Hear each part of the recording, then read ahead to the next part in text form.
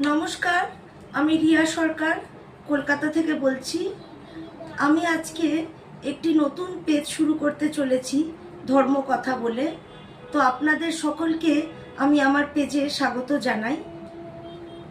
ধর্মকথা বলতে বুঝতেই পাচ্ছেন, এটা শ্রীমদ্ ভগবত গীতার কথা শোনাবার জন্যেই এই পেজটি শুরু করা।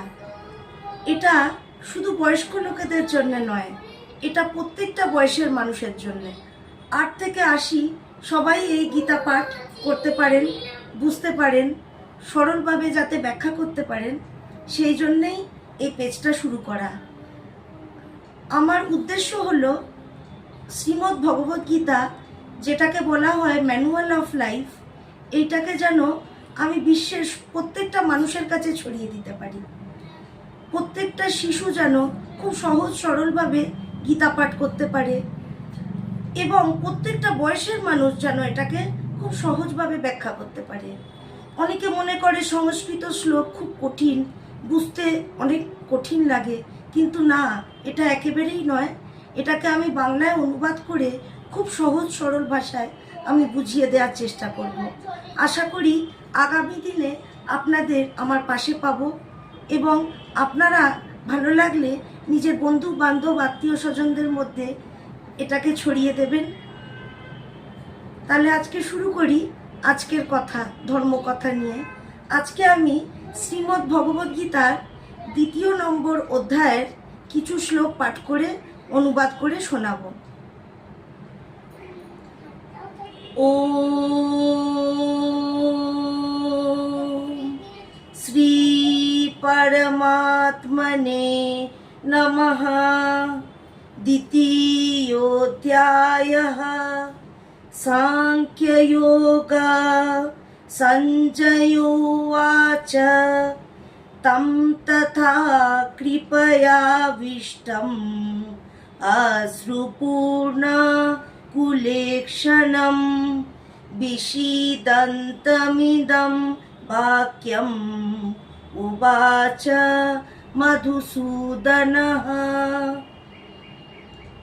সঞ্জয় বললেন, এই প্রকার করুণার্ত এবং অশ্রুপূর্ণ আকুল লোচন বিষণ্ণ অর্জুনকে তখন ভগবান এ কথা বললেন। শ্রী ভগবানুবাচ কুতস্ত্বা কস্মলমিদং বিষমে সমুপস্থিতম অনার্যজুষ্টম অস্বর্গ্যম অকীর্তিম করমর্জুন। ভগবান শ্রীকৃষ্ণ বললেন, হে অর্জুন, এই অসময়ে তোমার মধ্যে এইরূপ মোহ কোথা হতে এলো? শ্রেষ্ঠ ব্যক্তিরা এইরকম আচরণ করেন না, এবং এই মোহ স্বর্গ বা কীর্তি কোনোটি প্রদান করে না।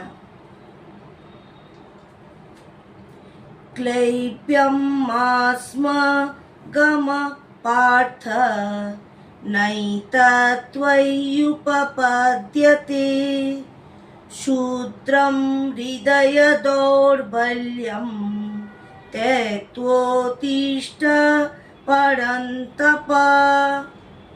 সুতরাং হে অর্জুন, ক্লীবভাব আশ্রয় করো না, তোমার এটা শোভা পায় না। হে পরন্তপ, হৃদয়ের এই তুচ্ছ দুর্বলতা পরিত্যাগ করে যুদ্ধের জন্য প্রস্তুত হও।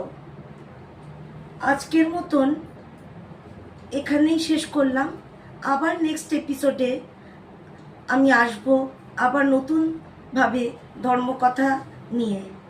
আশা করি আপনাদের পাশে পাবো। নমস্কার।